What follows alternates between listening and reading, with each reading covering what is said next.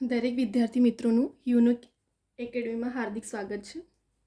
હવે આપણે ક્વોન્ટિટેટિવ એપ્ટિટ્યૂડના ટકાવારી રિલેટેડ આપણે ક્વેશ્ચન કેવા ટાઈપના પૂછાય છે ગવર્મેન્ટની એક્ઝામના, લાસ્ટ યરમાં કેવા પૂછાયા છે, જીપીએસસીથી લઈને ક્લાસ 3 સુધી કેવા ટાઈપના ક્વેશ્ચન ટકાવારીને રિલેટેડ પૂછાય છે, ક્લાસ 3માં કેવા ટાઈપના પૂછાય છે, અને આવનારી જેટલી પણ ક્લાસ 3ની કે પછી ગમે તે કોમ્પિટિટિવ એક્ઝામ હોય તો એમાં ટકાવારીના રિલેટેડ ક્વેશ્ચન શોર્ટ મેથડથી અને કયા ટ્રીક પ્રમાણે તમે ગણી શકો છો, બરાબર, અને કેવા ટાઈપના ક્વેશ્ચનો પૂછાયા છે અને પૂછાઈ શકે છે.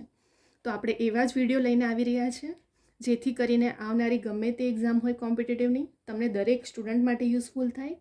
પછી એ કોમ્પિટિટિવ એક્ઝામના સ્ટુડન્ટ્સ હોય કે પછી સ્ટુડન્ટ્સ નોર્મલ પણ હોઈ શકે છે 6 to 12 સુધીના, બરાબર, દરેકને યુઝફુલ છે આ વિડીયો. તો હવે આપણે જોઈએ, સ્ટાર્ટ કરીએ કે ટકાવારી રિલેટેડ કેવા ક્વેશ્ચનો પૂછાય છે. 80 એ 56 કરતાં કેટલા ટકા વધારે છે? જો આવા ટાઈપના ક્વેશ્ચનો પૂછાયા છે અને મેં એવા ટાઈપના જ ક્વેશ્ચન તમને સોલ્વ કરાવી રહી છું કે જે આવનારી એક્ઝામમાં તમને કામ લાગી શકે છે, યુઝફુલ છે. ચલો, 80 એ 56 કરતાં પૂછવામાં છે કેટલા ટકા વધારે. તો જો કરતાં પૂછે ને તો જે સંખ્યા ને તો 56 પર વધારે કેટલા વધારે છે? ચલો 80 - 56 કરો, કેટલા રહે? 24 રહેશે. તો પદ મૂકવાનું, પહેલાં તો માઇનસ કરતા આપણને કેટલું 24 વધારે મળ્યું, પરંતુ એ આન્સર નથી. જો આપણે ગણતરી કરવાની છે કે જો 56 પર 24 વધારે તો 100 પર કેટલા, કેમ કે આપણે તો ટકા 100 પર શોધવામાં આવે છે. અહીં 100 પર નથી મળ્યું, આપણને 24 વધારો મળ્યો છે તો આપણે 100 પર શોધશું કે જો 56 હોય તો 24 વધારો તો 100 પર કેટલા. ચલો, 24 × 100/56. આ બે રકમનો ગુણાકાર કરશું અને 56 નીચે આવી જશે. 28 દુ 56 ને 12 દુ 24. પહેલાં બે રકમ વડે આપણે 2 નખડી વડે ભાગાકાર કરીએ છીએ ને કટ કરવા માટે. ચલો, પછી શું બાકી રહ્યું અંશમાં? 12 × 100 / 28 રહ્યું. તો 12 × 100 કરશો તો કેટલા આવશે? 1200 આવશે અને છેદમાં 28. 1200 / 28 કરો, 42.85 તમારા ટકા જવાબ આવી જશે, બરાબર.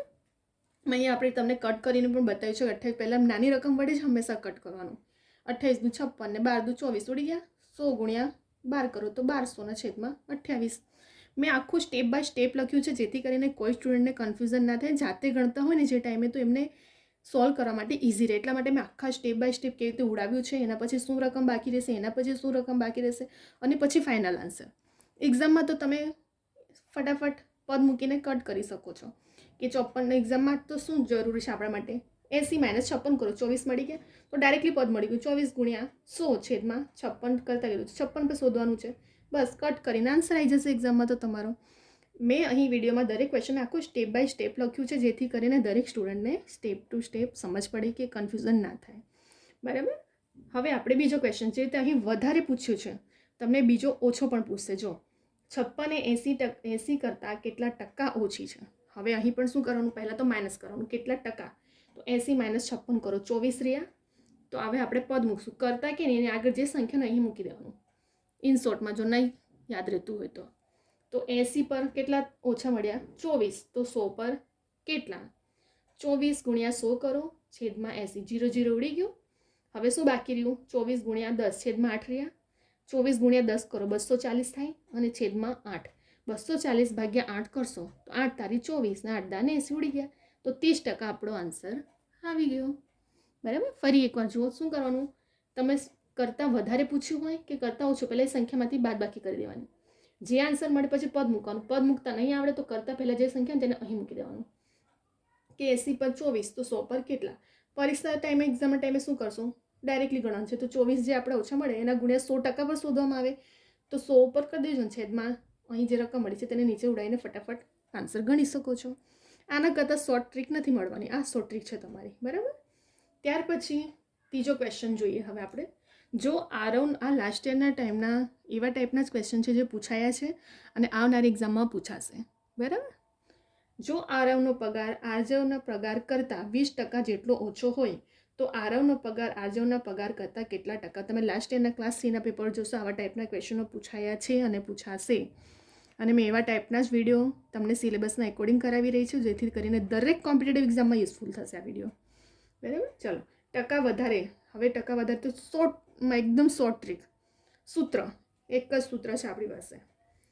R/100 ઓછું કે તો માઇનસ કરી દેવાનું. આરના છેદમાં 100 માઇનસ આર ગુણ્યા 100. આ છે સૂત્ર, શોર્ટ ટ્રીક એકદમ. અને જો ઓછો કે તો માઇનસ, અને પ્લસ કે વધારે કે તો પ્લસ આર મૂકીને કરવાનું. ચલો વધારે કીધું છે, ચલો સૂત્ર મૂકીએ. આરના છેદમાં 100 માઇનસ આર ગુણ્યા 100. આ છે શોર્ટ ટ્રીકનું સૂત્ર. ચલો ટકા કીધું છે તો 20%. 20 લખશું ઉપર, આર એટલે ટકા, છેદમાં 100 આપી દીધું છે, સૂત્રના પ્રમાણે બેઠા મૂકશું, અને આર એટલે 20% ગુણ્યા 100. ચલો ઉડાવો. 20 છેદમાં શું રહ્યું, 100 માંથી 20 જશે તો 80 રહેવાના, ગુણ્યા 100. 0 0 ઉડી ગયું, 2 ચોક 8. તો શું બાકી રહ્યું, 100 ના છેદમાં 4, તો 25 ચોક ઉડી ગયા, તો 25% આપણો આન્સર આવી ગયો. અને જેમ મેં કીધું તો ઉતાવળમાં ભૂલ નહીં કરવાનું, થોડું સ્ટેપ બાય સ્ટેપ યાદ રાખવાનું. મેં આખા સ્ટેપ બાય સ્ટેપ લખ્યું છે, બરાબર, જેથી કરીને કોઈ પણ સ્ટુડન્ટને કટ કરવામાં, અંશ છેદ ફેરવવામાં, ગુણાકાર ભાગાકારમાં સાઇડ ચેન્જ કરવામાં કન્ફ્યુઝન ના થાય. બરાબર. ફરી એકવાર જોઈએ. જો આરવનો પગાર, આરજવના પગાર, તમને રકમ વાંચો, જ્યારે એક્ઝામ્પલ વાંચો ને એક્ઝામના ટાઈમે આવું જ હોય છે, પેપર સેટર એવું જ કરે છે.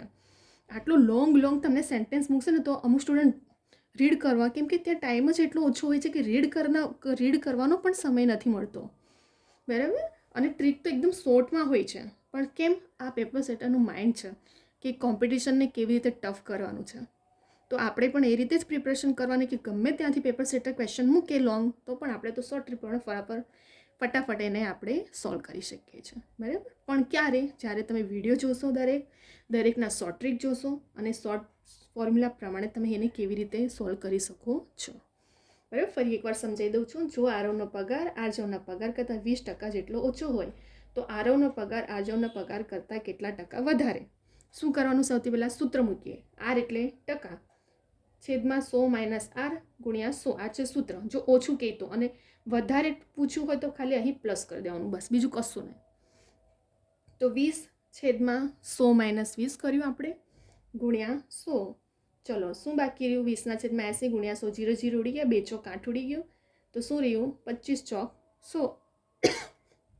25% આપણો આન્સર આવી ગયો, બરાબર. હવે આપણે ચોથો ક્વેશ્ચન જોઈએ. આવા ટાઈપના, જો દરેક ટાઈપના ક્વેશ્ચનો છે કે કેવા પૂછાય છે, ટકા વધારે હોય તો, ઓછું હોય તો, તમને ફેરવવા માટે કેવી રીતે લોંગ ક્વેશ્ચન મૂકવામાં આવે છે. અને સ્ટુડન્ટ અમુકને ટાઈમ નથી મળતો તો સ્કીપ કરીને આવતા હોય છે, પણ આપણે સ્કીપ નથી કરવાનું, આપણી પાસે મેથડ છે જ.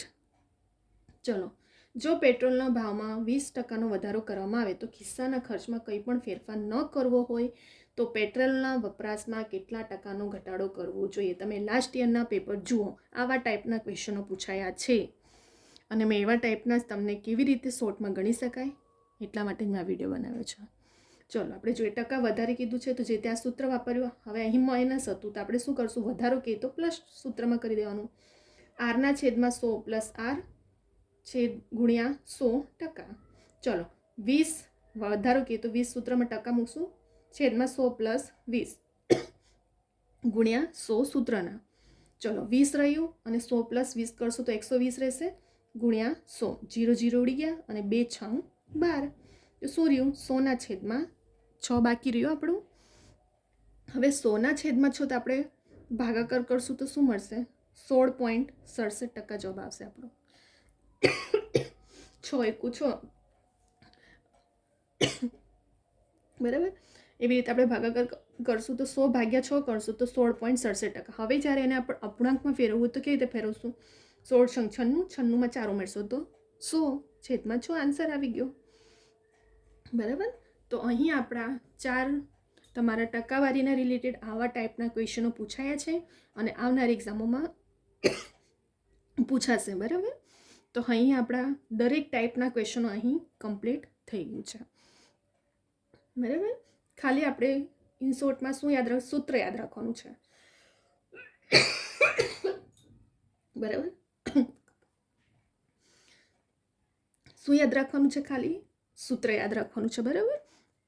તો હવે તમે સ્ક્રીનશોટ લઈ શકો છો, વિડીયો ડાઉનલોડ કરીને જાતે પણ પ્રેક્ટિસ કરો, બરાબર.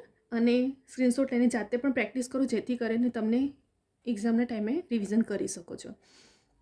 અહીં આપણે વિડીયોને સ્ટોપ કરી છે. જો તમને આ મારી મેથડ ગમી તો લાઈક કરો, શેર કરો, કમેન્ટ કરો, સબસ્ક્રાઈબ કરો, અને બીજા બધા સ્ટુડન્ટને પણ શેર કરો, બરાબર.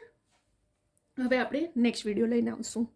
અહીં આપણે વિડીયોને સ્ટોપ કરીએ છીએ. ટકાવારીને રિલેટેડ બીજા બધા પણ ક્વેશ્ચનો કેવા ટાઈપના પૂછાય છે અને પૂછાઈ શકે છે અને શોર્ટ મેથડમાં બસ આ જ સૂત્ર પ્રમાણે તમે કેવી રીતે સોલ્વ કરી નાખ્યું, બરાબર. અને આવા ટાઈપના ક્વેશ્ચનો પૂછાશે. અહીં હવે આપણે વિડીયોને સ્ટોપ કરીએ છીએ.